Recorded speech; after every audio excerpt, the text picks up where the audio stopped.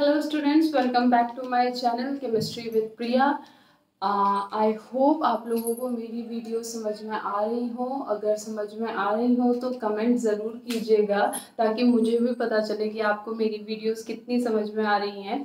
मैं कोशिश कर रही हूँ कि आपको ज़्यादा से ज़्यादा सिंपल वे में कोई चीज़ समझा सकूँ ताकि वो आपके आगे चल के कॉम्पिटिटिव एग्ज़ाम में भी हेल्प आ सके।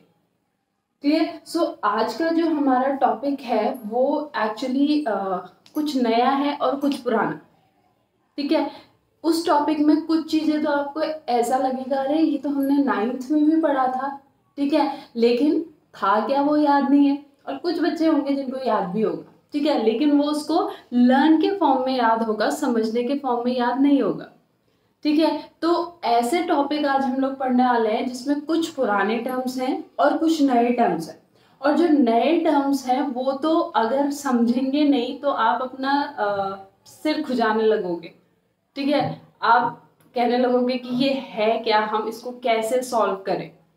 क्लियर। तो आज की वीडियो का जो टॉपिक है वो क्या है, that how to express the concentration of a solution, the different ways to express the concentration of a solution। एक सॉल्यूशन के कंसंट्रेशन को हम कैसे कैसे एक्सप्रेस कर सकते हैं, ये आज के इस वीडियो में पढ़ने वाले हैं। क्लियर। तो लास्ट तक ये वीडियो देखना मत भूलना क्योंकि इससे रिलेटेड न्यूमेरिकल्स काफ़ी आते हैं और न्यूमेरिकल्स हम तब कर पाएंगे जब हमें कॉन्सेप्ट क्लियर होंगे। Clear. So now without any delay, let's start the topic.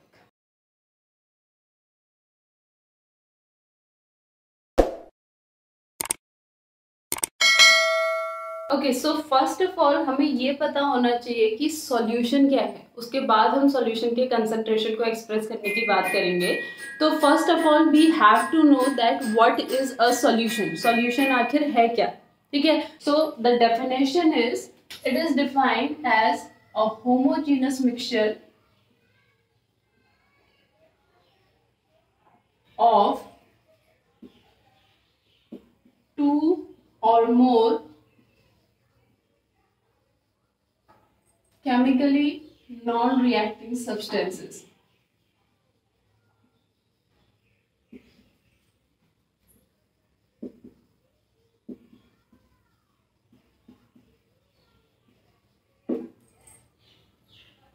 Clear.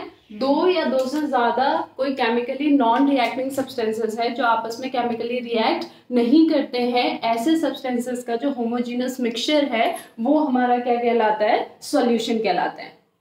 Now if the solution contain only two component, अगर जो सॉल्यूशन है, सॉल्यूशन में केवल कितने कंपोनेंट्स होते हैं, टू कंपोनेंट होते हैं, तो उस सॉल्यूशन को हम क्या कह देते हैं, binary solution. That solution is known as binary solution. ठीक है। सो बाइनरी सॉल्यूशन हमारा क्या है, a solution contain only two component, a solution which contain only two component, that solution is known as binary solution. And in binary solution the component which is present in lesser amount is known as solute and the component which is present in greater quantity is known as solvent. ये जो binary solution है इसमें दो component होते हैं जिसमें से एक कंपोनेंट जो कम अमाउंट में प्रेजेंट होता है उसे तो हम सॉल्यूट कहते हैं और जो ज्यादा अमाउंट में प्रेजेंट होता है उसे क्या कहते हैं, हम सॉल्वेंट कहते हैं। ठीक है। Suppose you are making a sugar solution, ठीक है, आप एक शुगर सॉल्यूशन बना रहे हो, आपने क्या किया, 10 ग्राम शुगर ली एंड वहां पे 250 ml वाटर लिया। क्लियर। तो this is a binary solution क्योंकि इसमें दो कंपोनेंट है, one is the sugar and another one is the water. ठीक है। एंड इन दोनों में से शुगर की क्वांटिटी कम है एंड वाटर की क्वांटिटी ज्यादा है, तो शुगर हमारा क्या हो जाएगा, सॉल्यूट, एंड वाटर हमारा क्या हो जाएगा, सॉल्वेंट। तो binary solution, the solution which contain only two components, उसे हम बाइनरी सॉल्यूशन कहेंगे। इस सॉल्यूशन में जो लेसर अमाउंट में प्रेजेंट होगा उसे सॉल्यूट कहेंगे और जो ग्रेटर अमाउंट में प्रेजेंट होगा उसे हम सॉल्वेंट बोल देंगे। ठीक है, इतना clear. Now will discuss the different methods और different ways to express the concentration of solution. Clear. Different ways to express the concentration of solution.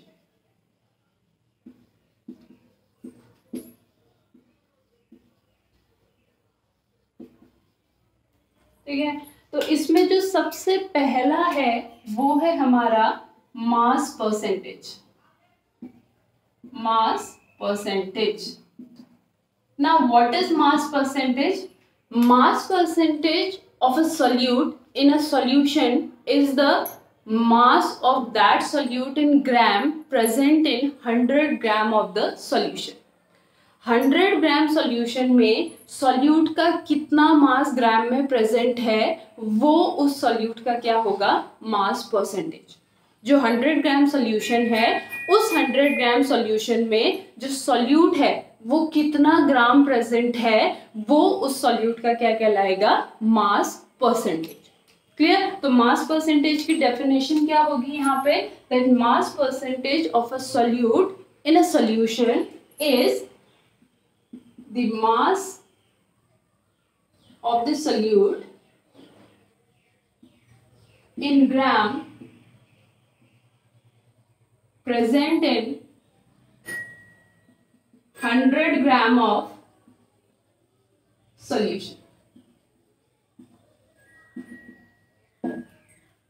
Clear. और इसका जो फॉर्मूला होगा हमारा mass percentage is equal to mass of solute divided by mass of solution multiplied by 100. ये इसका formula होगा. And इसकी जो यूनिट होगी, कोई यूनिट होगी नहीं क्योंकि फर्स्ट ऑफ ऑल ये परसेंटेज है और second thing mass upon mass, तो यूनिट कैंसिल हो जाएगी, तो it is a unitless, it is a percent. तो मास परसेंटेज क्या है हमारा, 100 ग्राम सॉल्यूशन जो है उसमें कितना ग्राम आपका सॉल्यूट प्रेजेंट है वो हमारा क्या हो जाएगा, मास परसेंटेज. नेक्स्ट सेकंड जो वे है सॉल्यूशन के कंसंट्रेशन को एक्सप्रेस करने का वो है हमारा स्ट्रेंथ. सेकंड हम क्या बोल के सॉल्यूशन के कंसंट्रेशन को एक्सप्रेस करते हैं, strength. Now what is strength? Strength of any solution, किसी भी सॉल्यूशन की जो स्ट्रेंथ है, strength of a solution is defined as the mass of the solute in gram present per litre of the solution. 1 litre solution में कितने ग्राम हमारे solute के present हैं, 1 लीटर सॉल्यूशन में, 1 लीटर सॉल्यूशन में कितने ग्राम हमारे सॉल्यूट के प्रेजेंट है वो हमारा क्या हो जाएगा, स्ट्रेंथ. तो स्ट्रेंथ की डेफिनेशन क्या आ जाएगी, strength of a solution is the mass of the solute, mass of the solute in gram present in और डिसॉल्व्ड इन, किसी बुक में डिसॉल्व भी लिखा होगा, present in 1 litre of the solution, उसे हम क्या कह देंगे, स्ट्रेंथ कह देंगे. क्लियर. और इसका जो फॉर्मूला आएगा वो फॉर्मूला क्या होगा, strength is equals to mass of solute divided by volume of solution, volume of solution in litre. Clear. So unit इसकी क्या हो जाएगी, unit is become gram per litre. ग्राम किसकी यूनिट हुई, मास की, और लीटर किसकी यूनिट हुई, वॉल्यूम की. So the unit of strength becomes gram per litre. ठीक है. तो स्ट्रेंथ हमारा क्या है, 1 लीटर सॉल्यूशन में कितना ग्राम हमारा सॉल्यूट प्रेजेंट है वो हमारा क्या है, स्ट्रेंथ है. और इसी के बेसिस पे इसका फॉर्मूला बना और फॉर्मूले के बेसिस पे हमारी यूनिट बनी, that is gram per litre. इतना क्लियर हुआ, mass percentage and strength clear हुआ. इस इन दोनों को नोट डाउन कीजिए, then we'll talk about the another way. जो थर्ड मेथड है to express the concentration of a solution is molarity. Is molarity.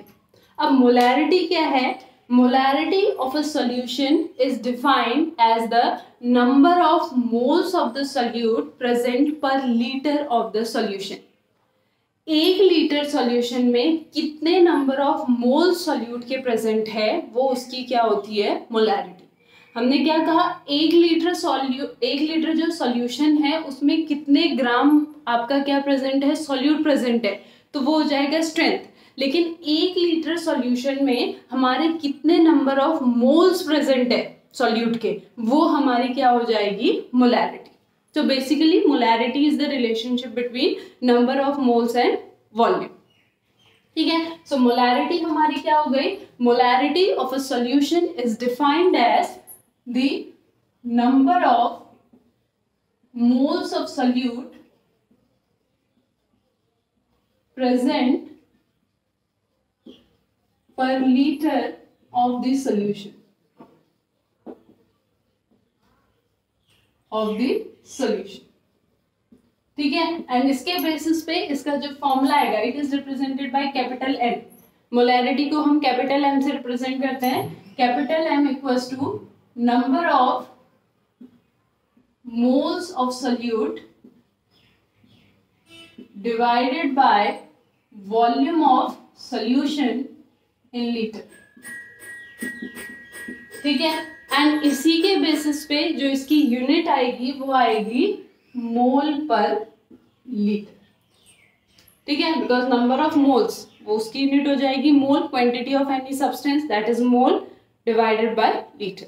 So mole per litre is the unit of molarity. Now the fourth one is molality. Fourth हमारा क्या है, molality. Molality and it is represented by small m. ये small m से represent होता है. ठीक है. Now what is molality? Molality of a solution is defined as the number of moles of the solute present per KG of the solvent. ठीक है. Number of moles of the solute present per KG of the solvent. तो ये basically किसके बीच में relationship है, between the moles of the solute and the mass of the solvent.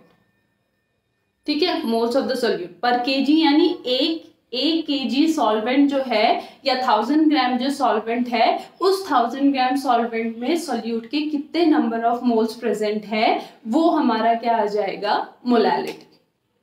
Clear. So molality को हम कैसे डिफाइन करेंगे, molality of any solution is defined as the number of moles of solute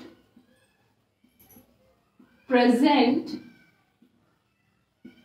पर KG of the solvent. KG of the solvent.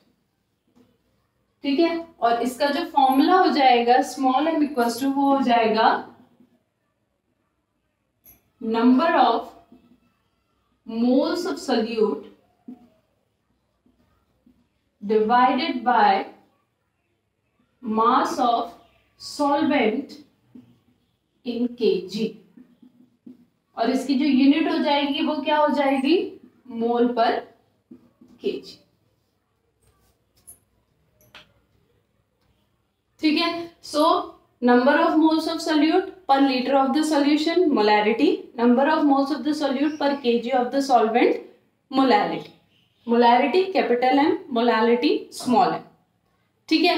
अब यहाँ पे एक question आता है बेटा, ध्यान से सुनना. हो क्वेश्चन क्या है, that with change in temperature.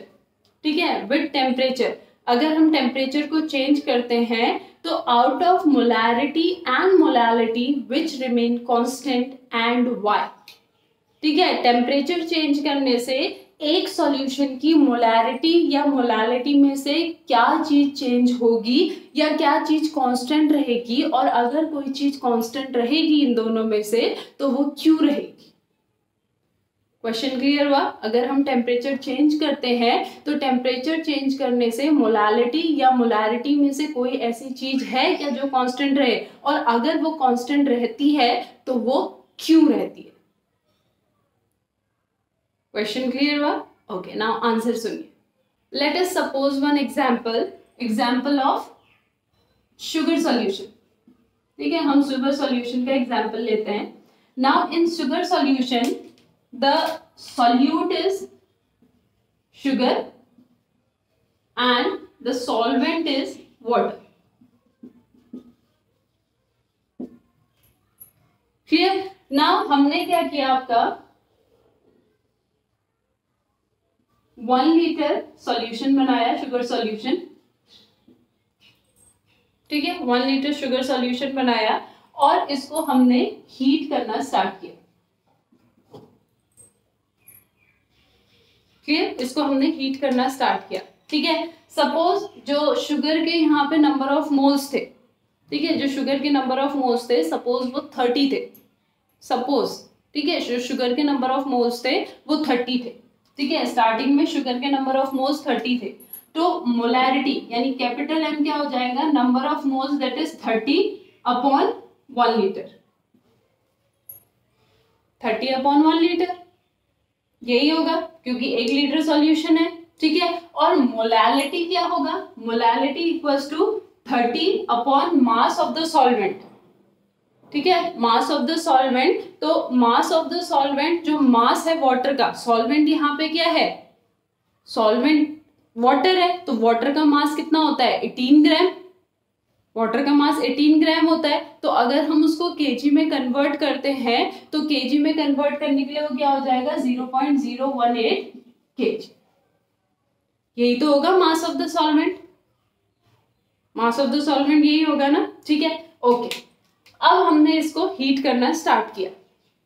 Heat जैसे जैसे हम करते जाएंगे, जो वाटर है वो इवेपोरेट होते जाएगा और जो सॉल्यूशन है उसका वॉल्यूम धीरे धीरे धीरे धीरे क्या होता रहेगा, कम होता रहेगा. ठीक है, मान लो हमने इसको बहुत ज्यादा हीट किया, now its volume becomes half litre. ये आधा लीटर पानी बच गया. ऐसा ही तो होता है ना, आप पानी को अगर गर्म करने रखोगे और आप उसको बहुत देर के लिए छोड़ दोगे तो वो क्या होगा, धीरे धीरे इवेपोरेट होके क्या होता जाएगा, डिक्रीज होता जाएगा. तो यहाँ पे भी वही हुआ, जो 1 लीटर सॉल्यूशन था now it becomes half litre. तो अब मेरी जो नई मोलैरिटी आई वो क्या आई, moles of the solute. Sugar तो अभी भी उसमें ही है ना, शुगर तो अभी भी, शुगर तो इवेपोरेट हुए नहीं, यानी मोल्स ऑफ द सॉल्यूट तो 30 है, लेकिन नीचे कितना हो गया, नीचे हो गया आपका 0.250 लीटर, 0.250 लीटर. यानी मोलैरिटी क्या हो गई, चेंज. अब मोलैलिटी की अगर बात करें तो मोलैलिटी क्या है, मोल्स अभी भी शुगर के उतने ही हैं और सॉल्वेंट यहाँ पे वाटर है. तो अगर वाटर का एक ड्रॉप भी बचेगा, अगर वाटर का एक एटम भी बचेगा तो भी उसका मास कितना होगा, 18 ग्राम, यानी कि 0.018. यानी मोलैलिटी अभी भी क्या है, उतनी ही है जितनी पहले थी. It means molality remain constant with increase in temperature or with change in temperature. अगर आप टेम्परेचर चेंज करते हो किसी सॉल्यूशन का तो उसकी मोलैरिटी तो चेंज होगी बट मोलैलिटी चेंज नहीं होगी, because molarity depends upon the volume of the solution which changes with the temperature, but molality depends upon the mass of the solvent which doesn't change, which remain constant. Solvent का मास जितना है वो उतना ही रहेगा, वो temperature पे या किसी और फैक्टर पे डिपेंड नहीं करेगा, तो मोलैलिटी हमारी चेंज नहीं होगी.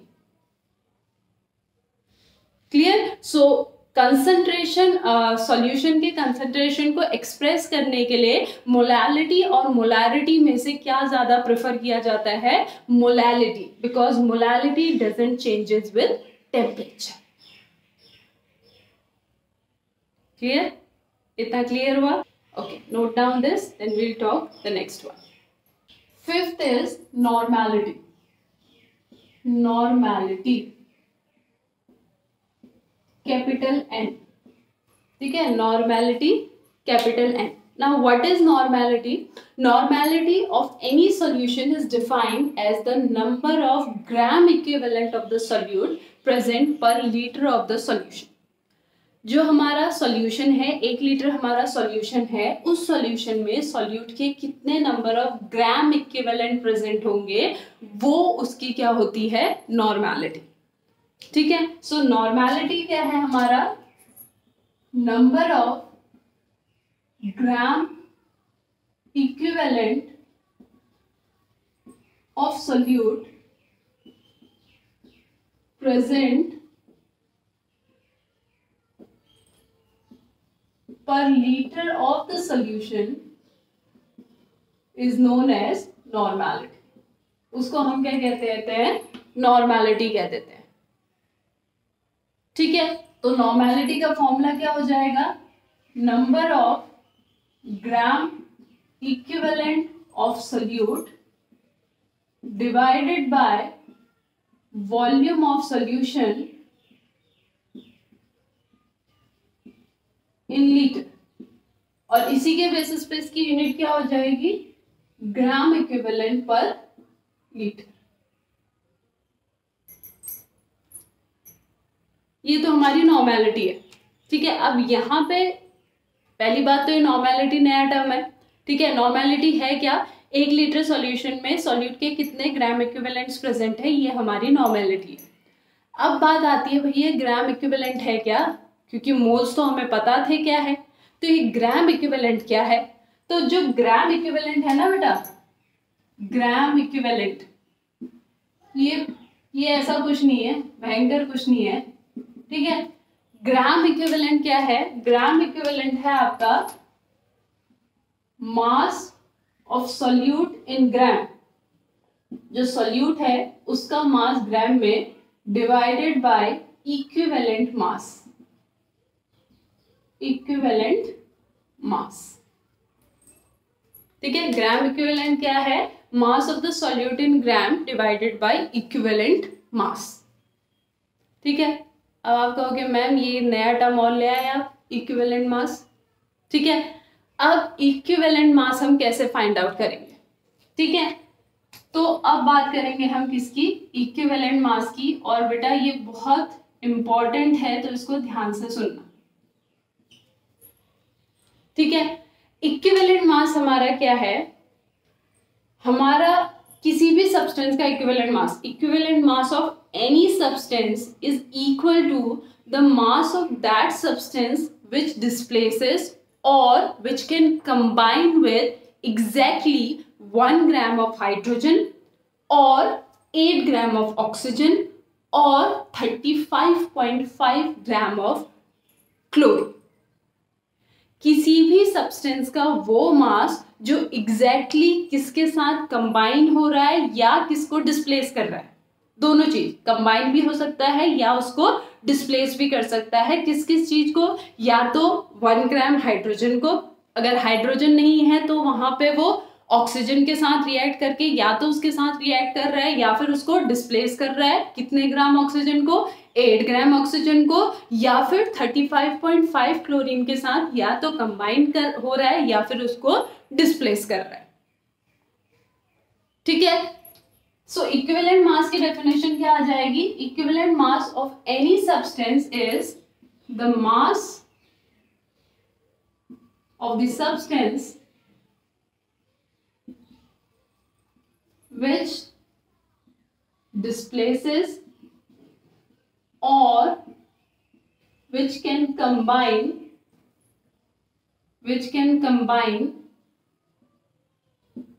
exactly with 1 gram of hydrogen or 8 gram of oxygen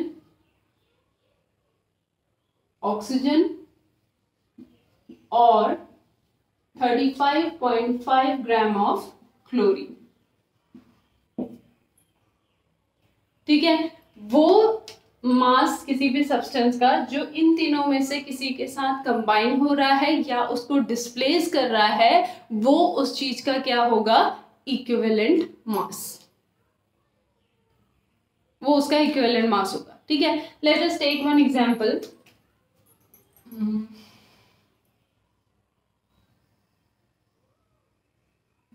Zn plus H2SO4 gives ZnSO4 plus H2. ये रिएक्शन हुई यहाँ पे क्या किया? जिंक ने हाइड्रोजन को डिस्प्लेस किया ना, जिंक ने हाइड्रोजन को डिस्प्लेस किया. That's why it is a displacement reaction. ठीक है, तो जिंक ने हाइड्रोजन को डिस्प्लेस किया, तो देखो बेटा 1 मोल ऑफ जिंक, ठीक है, 1 मोल जिंक जो है वो किसके साथ रिएक्ट कर रहा है, 1 मोल ऑफ H2SO4, ठीक है, जो 1 मोल जिंक है वो किसके साथ रिएक्ट कर रहा है, 1 मोल ऑफ H2SO4 के साथ। Now 1 mole of zinc, 1 mole of zinc मतलब 65 ग्राम, 65 gram of zinc displaces 2 gram of hydrogen, ठीक है, यहाँ पे H2 है ना, मतलब 2 एटम्स ऑफ हाइड्रोजन, जिंक ने 2 एटम्स ऑफ हाइड्रोजन को डिस्प्लेस किया और उसकी जगह पे जाके बैठा, ठीक है, so 65 gram of zinc displaces 2 gram of hydrogen. So इसका जो इक्विवेलेंट मास क्या होगा वो कैसे निकालेंगे हम, 1 ग्राम हाइड्रोजन को कितना ग्राम जिंक डिस्प्लेस करेगा, तो उसके लिए हम क्या कर देंगे 65 divided by 2 that is equals to 32.5। So 32.5 gram is the equivalent mass of zinc. Equivalent mass of zinc क्या हो जाएगा 32.5 ग्राम।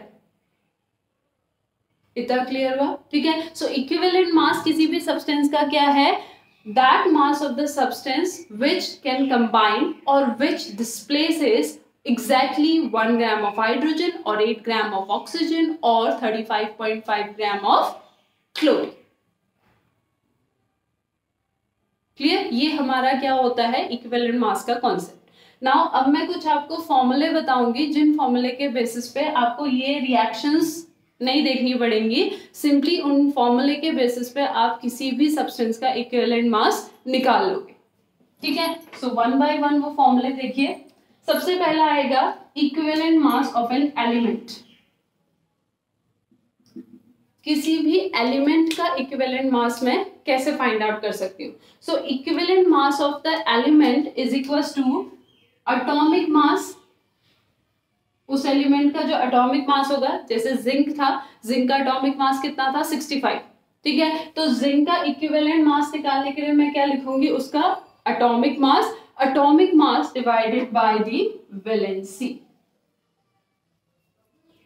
वैलेंसी तो आप लोगों को फाइंड आउट करनी आती होगी ना, 9th 10th में हम लोगों ने वैलेंसीज फाइंड आउट करना सीखा है। तो atomic mass of any element divided by it's valency becomes the equivalent mass of the element. किसी भी एलिमेंट के इक्विवेलेंट मास को निकालने के लिए आप उसके एटॉमिक मास से उसकी वैलेंसी को डिवाइड, एटॉमिक मास जो है उससे आप उसको किससे डिवाइड कर दो, वैलेंसी से डिवाइड कर दो, तो आपका क्या निकल जाएगा equivalent mass of any element, ठीक है। नाउ equivalent mass of an ion, किसी भी आयन का इक्विवेलेंट मास अगर आपने निकालना है, कोई भी आयन है जैसे Na पॉजिटिव और CO3 2 नेगेटिव और SO4 2 नेगेटिव, कोई भी आपका आयन है, ठीक है, कोई भी आपका आयन अगर प्रेजेंट है तो उसका अगर आपने इक्विवेलेंट मास निकालना है तो वो आएगा मास of the ion divided by charge on the ion, charge on the ion,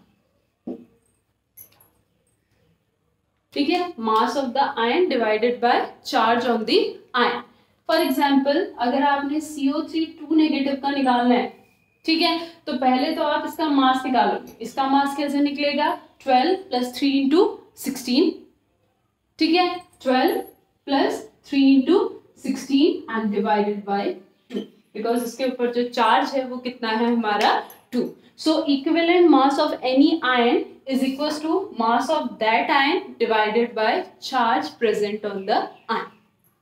ये हमारा क्या निकल जाएगा, किसी भी आयन का इक्विवेलेंट मास निकल जाएगा। क्लियर। नाउ नेक्स्ट अगर हम बात करें the equivalent mass of any acid, किसी एसिड है like H2SO4 HCl and CH3COOH, ठीक है, कोई भी हमारा एसिड है अगर उसका आपने इक्विवेलेंट मास निकालना है लाइक H3PO4 फॉस्फोरिक एसिड, ये अगर आपने निकालना है तो उसका जो फॉर्मूला होगा वो क्या होगा, दैट मॉलिक्यूलर मास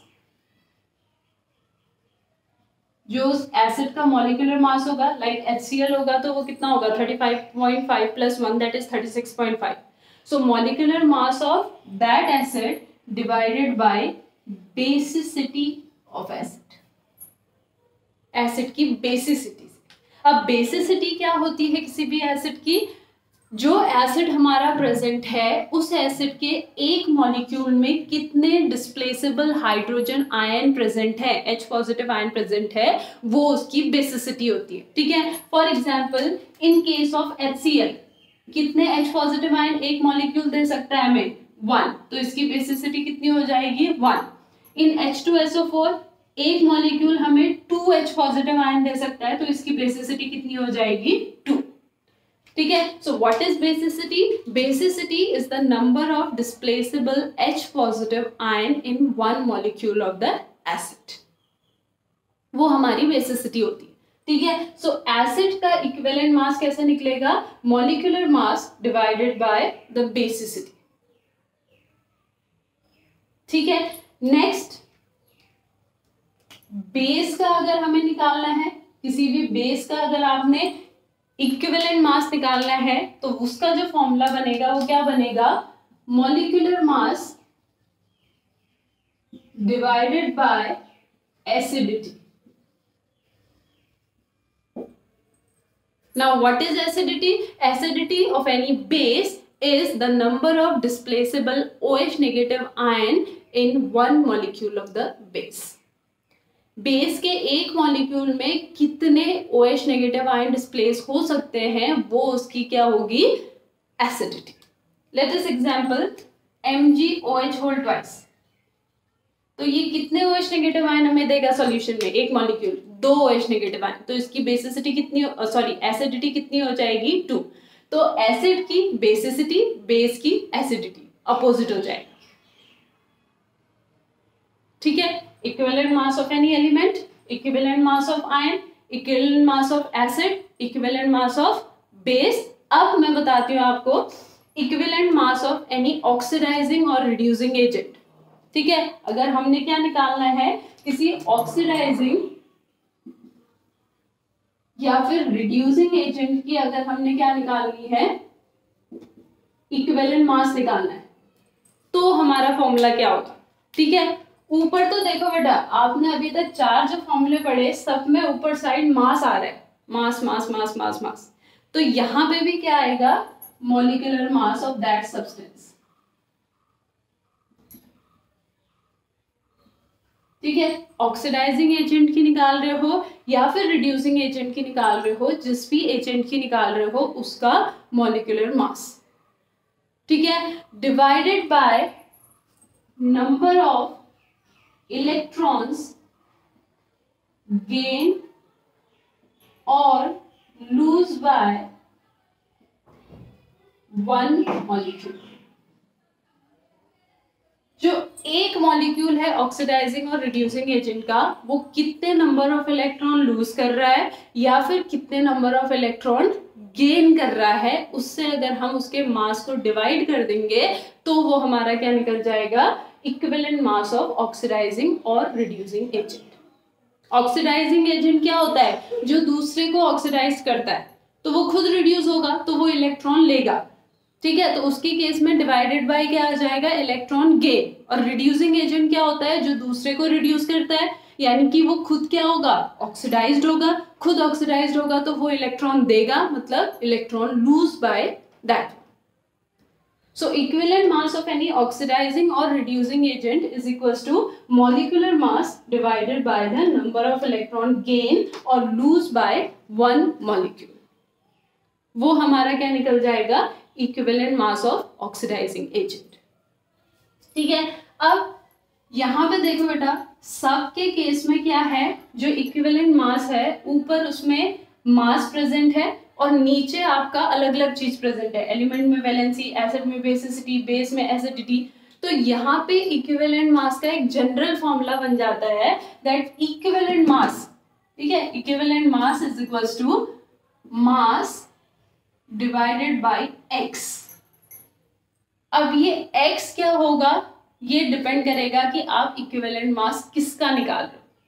अगर आप इक्विवेलेंट मास एलिमेंट का निकाल रहे हो तो ये x मेरा वैलेंसी हो जाएगा। अगर आप equivalent mass oxidising reducing agent का निकाल रहे हो तो ये x मेरा क्या हो जाएगा, नंबर ऑफ इलेक्ट्रॉन्स गेन और lose by any that oxidising agent और रिड्यूसिंग एजेंट। अगर ये मेरा इक्विवेलेंट मास आप एसिड का निकाल रहे हो तो ये x मेरा क्या हो जाएगा, बेसिसिटी। क्लियर? तो ये हमारा नॉर्मेलिटी है बेटा, which is a very new topic for you and important topic for you. तो आई होप आपको समझ में आया हो। सो नॉर्मेलिटी क्या होता है, 1 लीटर सॉल्यूशन में सॉल्यूट के कितने ग्राम इक्विवेलेंट प्रेजेंट है। ग्राम इक्विवेलेंट क्या होता है, मास of the solute in gram divided by equivalent mass, और इक्विवेलेंट मास हमारा ये है। क्लियर? अब देखो, ओके, वन थिंग यहाँ पे एक और रह गई, equivalent mass of any salt. अगर हमारे पास कोई सॉल्ट है, ठीक है, उसका अगर हमने इक्विवेलेंट मास निकालना है तो वो क्या होगा, molecular mass of that salt, ठीक है, divided by total positive valency of the metal ion. Salt आपका मेटल आयन आपका कैटायन और एनायन से बनता है, तो कैटायन में जो टोटल पॉजिटिव वैलेंसी होगी उससे हम डिवाइड करेंगे।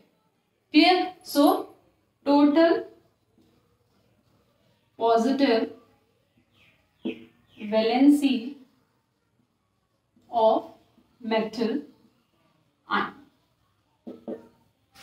ये हमारा किसका मास निकलेगा, किसका इक्विवेलेंट मास निकलेगा, सॉल्ट का। ठीक है, सॉल्ट का इक्विवेलेंट मास, एलिमेंट का इक्विवेलेंट मास, एसिड का इक्विवेलेंट मास, आयन का इक्विवेलेंट मास, बेस का equivalent mass and oxidizing and reducing agent का equivalent mass.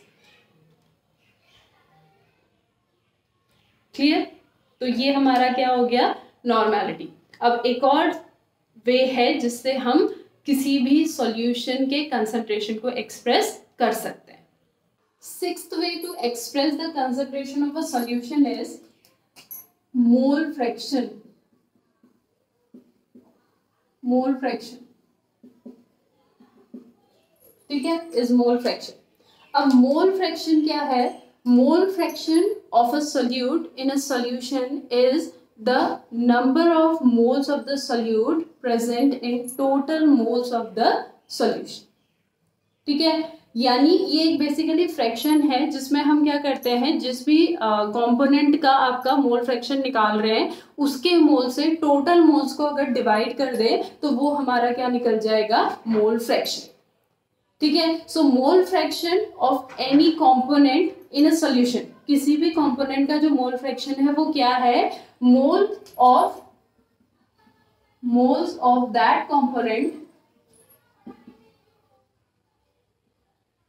Component present in total moles of the solution. Solution के total moles में उसके उस component के कितने मोल्स प्रेजेंट है, ये हमारा क्या हो जाएगा, मोल फ्रैक्शन। इसको रिप्रेजेंट करते हैं एक्स से रिप्रेजेंट करते हैं ना। हमने अभी कहा कि हम बाइनरी सॉल्यूशन के बारे में बात कर रहे हैं, तो एक सॉल्यूट होगा, एक सॉल्वेंट। तो सपोज जो सॉल्यूट है उसके मोल फ्रैक्शन को हम x1 मान लेते हैं, और जो सॉल्वेंट है उसके मोल फ्रैक्शन को हम क्या मान लेते हैं, x2। तो x1 इक्वल्स टू क्या आ जाएगा, n1 upon n1 plus n2, और x2 इक्वल्स टू क्या आ जाएगा, n2 upon n1 plus n2। तो x1 हमारा क्या है, x1 is the mole fraction of solute, जिसमें हमने क्या किया, सॉल्यूट के मोल से किसको डिवाइड कर दिया, टोटल मोल्स को। और सॉल्वेंट के लिए हमने क्या किया, सॉल्वेंट के मोल से किसको डिवाइड कर दिया, टोटल मोल्स को। तो हमारा क्या निकल गया, mole fraction of the solvent. Clear? And always हमेशा याद रखना that x1 plus x2 is equals to 1। ये हमेशा क्या आएगा, 1। क्लियर? तो ये 6 वेज हैं जिनसे हम क्या कर सकते हैं, किसी भी सॉल्यूशन के कंसंट्रेशन को एक्सप्रेस कर सकते हैं। क्लियर। अब दो इक्वेशन यहाँ पे आप लोगों ने ध्यान रखनी है जो आपके न्यूमेरिकल पॉइंट ऑफ व्यू से काम आएगी। एक तो है आपका मोलैरिटी इक्वेशन और एक है आपकी नॉर्मेलिटी इक्वेशन। ठीक है, मोलैरिटी इक्वेशन आपकी क्या है? मोलैरिटी इक्वेशन है आपकी M1V1 is equal to M2V2। ठीक है, अगर आप क्या कर रहे हो, कोई सॉल्यूशन है जिसका वॉल्यूम V1 है और मोलैरिटी M1 है, उसको अगर आप उसके वॉल्यूम को V1 से V2 में ले जा रहे हो, उसका वॉल्यूम आप चेंज कर रहे हो, तो उसकी जो न्यू मोलैरिटी आएगी वो क्या हो जाएगी? M2। और यहाँ पे नंबर ऑफ मोल्स क्या रहेंगे? सेम। तो M1V1 is equal to M2V2। और दूसरी आती है हमारी नॉर्मेलिटी इक्वेशन। सो नॉर्मेलिटी इक्वेशन हमारी आएगी N1V1 is equal to N2V2। ठीक है, ये दो इक्वेशन है जो आपके न्यूमेरिकल पॉइंट ऑफ व्यू से काफी इंपॉर्टेंट है। क्लियर। तो ये हमारा आज का टॉपिक था। और चीजें यहाँ पे काफी इजी हैं, जो समझना यहाँ पे थोड़ा सा डिफिकल्ट है वो है हमारा नॉर्मेलिटी और इक्विवेलेंट मास। तो उसको ध्यान से समझिएगा। अगर कोई डाउट है तो वो जरूर मुझसे पूछिएगा। I'll meet you in the next video with the new topic. Thank you so much.